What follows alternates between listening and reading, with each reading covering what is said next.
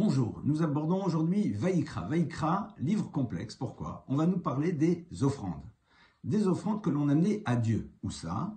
Dans le Mishkan, dans le sanctuaire du désert, ou alors au Beth Amikdash, au temple de Jérusalem. Et évidemment, la question se pose. Vous offrez à Dieu, d'abord, est-ce que Dieu a-t-il besoin de recevoir quelque chose? Et plus que cela, tout lui appartient. Vous allez offrir à Dieu ce qui est déjà à Dieu.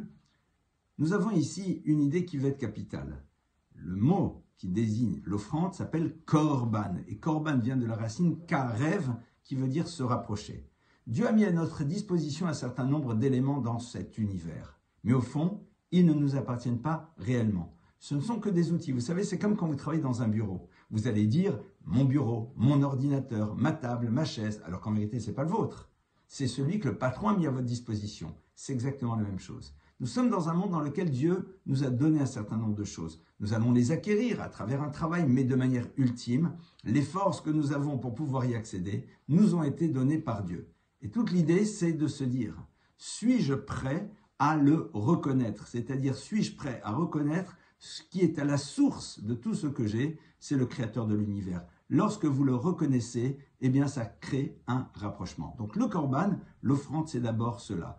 Une manière de se révéler à soi-même que tout provient du Créateur et qu'en lui apportant quelque chose, eh bien, on se rappelle de cette dimension. Il y a aussi un autre élément. Savoir que chaque élément dans l'univers a une fonction. Et certains vont dire, mais je ne comprends pas, on amène à un moment en offrande un animal ou autre chose, qu'est-ce à dire? Rappelons-nous que toute chose a une fonction. Regardez, je vais vous donner un truc. Est-ce que vous voudriez réussir à faire un jeûne sans jeûner? Il y a une manière très simple de le faire. Rabbi Avram ben David, le Rahavad, qui a vécu à Posquières, c'est pas loin de Nîmes, dans le Gard, c'est un Rishon, c'est quelqu'un qui a vécu à l'époque de Maïmonide, dit que l'on peut jeûner tout en mangeant. De quelle manière? Très simple. Vous avez une bonne crème au chocolat. Cette crème au chocolat, eh bien, vous arrivez à la dernière cuillerée. Elle ne vous est pas nécessaire. C'est un petit peu de gourmandise en plus. Dit le Rahavad, si de temps à autre, tu ne manges pas cette dernière cuillerée, eh bien, c'est comme si tu avais jeûné. Pourquoi? Parce que tu as fait un travail sur toi-même de te séparer du plaisir pour le plaisir et on considère que tu as jeûné. Alors bien sûr, vous n'allez pas remplacer le jeûne par cela, mais c'est très intéressant. Certains vont argumenter, vont dire, mais je ne comprends pas. On va jeter donc cette cuillère de mousse au chocolat. On ne va pas la consommer, c'est du gâchis. Eh bien non.